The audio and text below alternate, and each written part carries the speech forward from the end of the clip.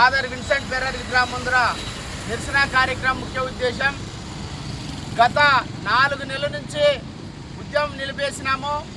RTT ఎఫ్సిఆర్ఐని ప్రభుత్వము renewal చేస్తాము, బాధ్యత మేము తీసుకుంటామని చెప్పిన రాష్ట్ర ప్రభుత్వం, కూటమి ప్రభుత్వం ఇంతవరకు ఎఫ్సిఆర్ఐ ఫైల్ని నడిపినట్టు కూడా మనకి కనపడడం లేదు.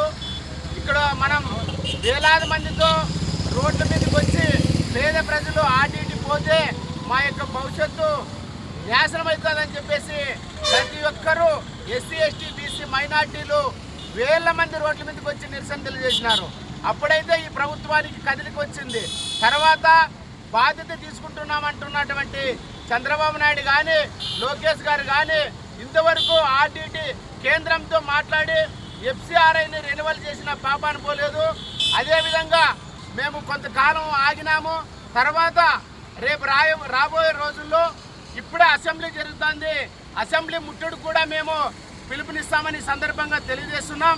అదేవిధంగా కేంద్రంతో మాట్లాడి వివిధ రాజకీయ పార్టీలకు సంబంధించిన ట్రస్టులు, సినిమా రంగానికి సంబంధించిన ట్రస్టులు, ఇతర ధార్మికమైనటువంటి ట్రస్టులకు ఈ మధ్య కాలాననే గత నెల క్రితమే ఎఫ్సిఆర్ఐ రెన్యువల్ చేస్తున్నామని పేపర్లో న్యూస్లు చూసినాం.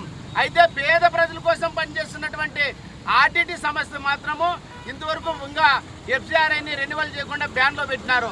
మేము ఒకటే ప్రశ్నిస్తున్నాం, పేద ప్రజలందరూ రోడ్ల మీదకి వస్తే ప్రభుత్వం ఖచ్చితంగా ఇబ్బంది పడుతుందని చెప్పేసి సందర్భంగా తెలియజేస్తూ, అదేవిధంగా వెంటనే ఇప్పటికైనా చంద్రబాబు నాయుడు గారు కానీ, లోకేష్ గారు కానీ కేంద్ర ప్రభుత్వం మాట్లాడి ఈ యొక్క పేద ప్రజలకు సంబంధించిన ఆర్టీటీ ట్రస్ట్ రెన్యువల్ చేసే విధంగా చర్యలు తీసుకోవాలని, లేకపోతే మరో ఒక ఉద్యమానికి ఈ రోజు నుంచి నాంది పలుకుతామని సందర్భంగా హెచ్చరిస్తూ ఈ అవకాశం ఇచ్చిన పెద్దలందరికీ ధన్యవాదాలు తెలియజేస్తున్నాం.